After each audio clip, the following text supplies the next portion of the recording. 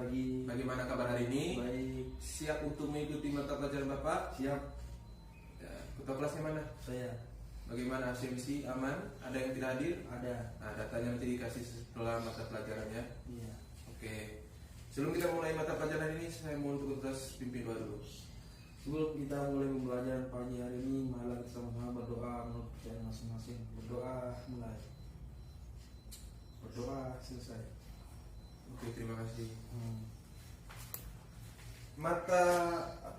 Materi kita hari ini adalah sistem sirkulasi peredaran darah. Iya.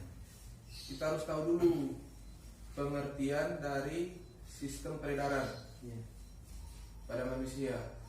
Pengertiannya itu adalah, ada yang tahu? Tidak ada.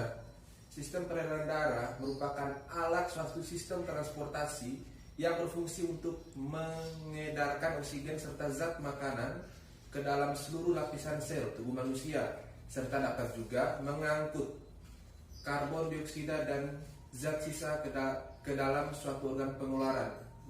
Sampai sini paham? Paham. Oke, kita masih ingat nggak materi yang kemarin tentang organ dalam sistem sirkulasi peredaran darah manusia? Iya, ingat. Masih ingat? Coba sebutkan kalau masih ingat. Darah, Jantung dan pembuluh darah. jantung, Dan pembuluh darah. dan pembuluh darah. darah. Iya. Darah.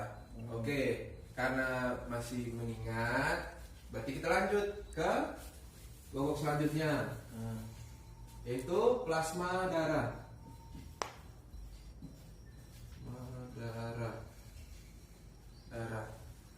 Plasma darah merupakan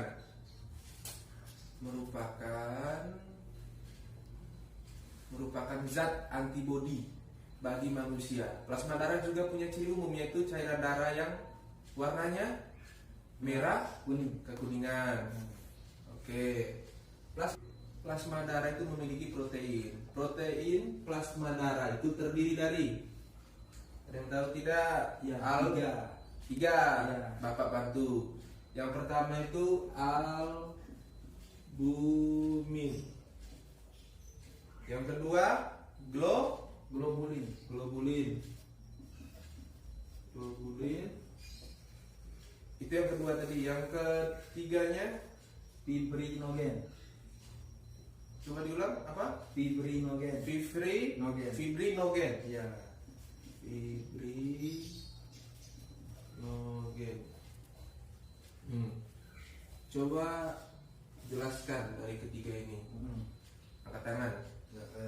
Ya, semoga. Albumin berfungsi untuk menjaga tekanan osmosis darah. Ya, tepat.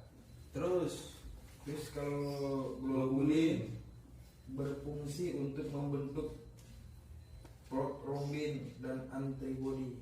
mantap. Yang terakhir, fibrinogen, Berfungsi untuk membubuhkan darah. bukan darah. Ya. Tepat.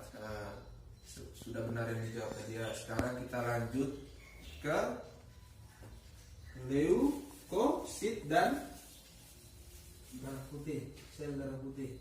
leukosit atau Iya. sel darah putih. Iya. Leukosit atau sel darah putih. Diproduksi oleh sumsum dan diedarkan seluruh tubuh melalui aliran darah. Leukosit merupakan bagian penting dari sistem kekebalan tubuh yang berfungsi untuk menghasilkan antibodi yang dapat melawan virus, jamur, bakteri, dan parasit penyebab penyakit yang masuk ke dalam tubuh, mau tubuh beken, tubuh siapa saja. Dan leukosit itu bisa bermasalah.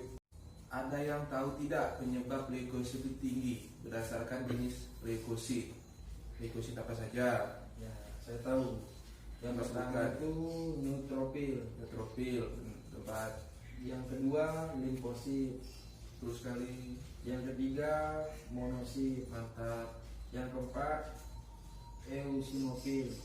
Tempat. Dan Terakhir, basofil. Basofil. Ya. Oke. Sudah tentang leukosit. Kita coba flashback ke pertemuan kita minggu lalu. Mekanisme sistem peredaran darah manusia. Karena ini masih tentang materi ini ya. Ada namanya sirkulasi sistematik, sirkulasi pulmonal, dan sirkulasi apa? Yang kemarin koroner. Iya. Ya karena berhubung muridnya cuma satu, jelaskan kembali kalau betul-betul sudah belajar di rumah. Iya, siap. Monggo. Sirkulasi sistematik adalah sistem peredaran darah manusia yang mencakup seluruh tubuh dan berlangsung saat darah bersih yang mengandung oksigen mengisi serambi kiri jantung.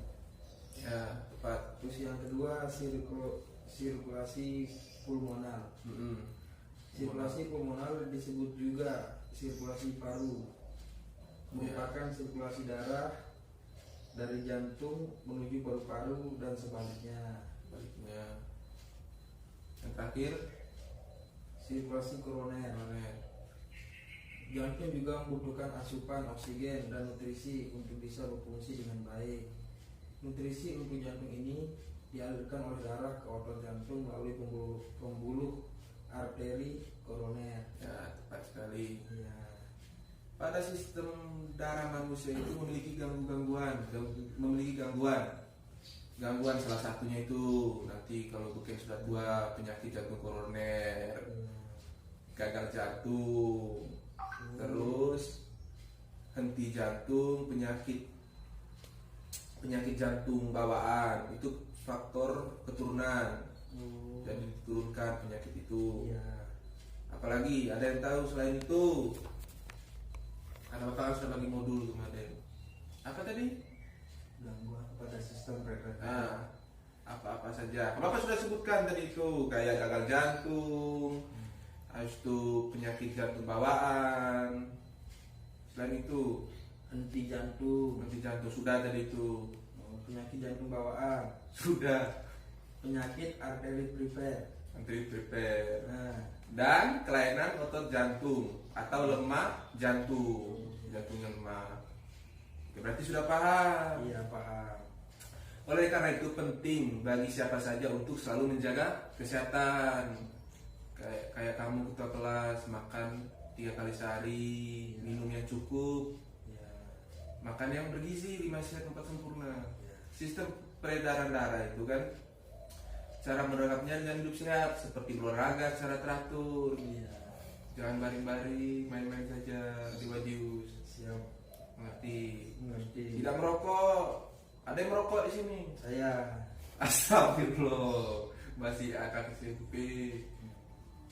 Bapak SMP atau SMA? SMA. SMA. Masih SMA jangan merokok. Iya. Selain itu untuk memastikan kondisi sistem peredaran darah tetap lancar, Anda juga perlu menjalani pemeriksaan kesehatan ke dokter, check up. Iya. Mengerti? Sudah harus rutin.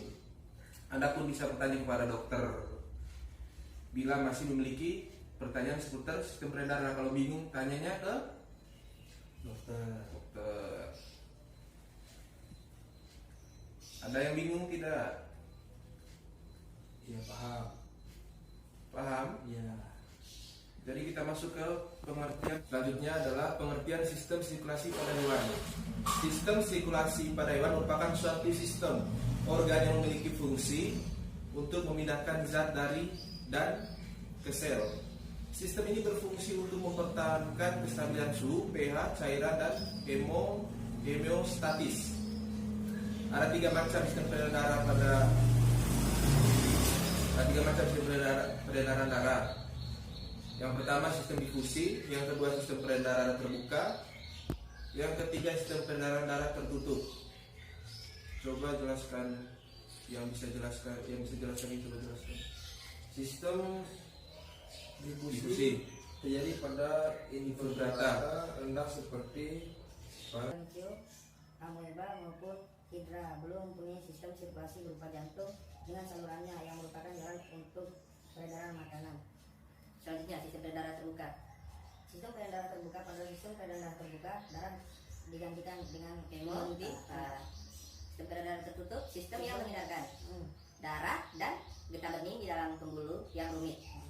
darah dan getah bening secara tidak langsung diedarkan di dalam rongga tubuh semua hewan vertebrata atau hewan yang betulan tulang belakang. belakang memiliki sistem peredaran tertutup di dalam tubuhnya.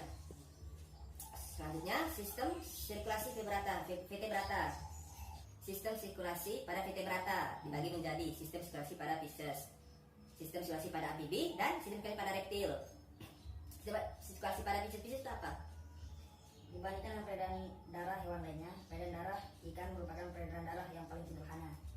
Ya, Organ peredaran darah ikan terdiri dari jantung, kapiler linsa, dan kapiler tubuh.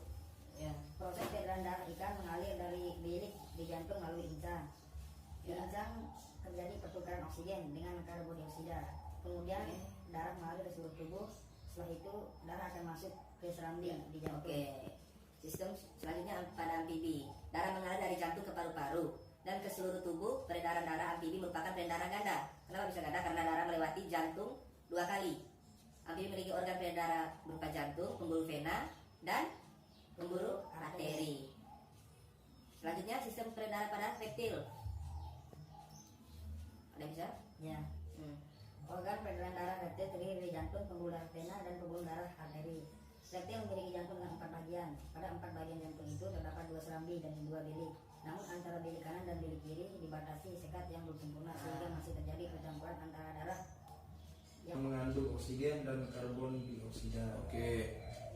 Ada yang lupa tadi sistem sirkulasi pada hewan, ada yang lupa tadi kamu cuma sebutin 3 dari kita ini. Ada burung, apa kata lainnya? Sistem sirkulasi pada Aves. Nah, sirkulasi pada aves.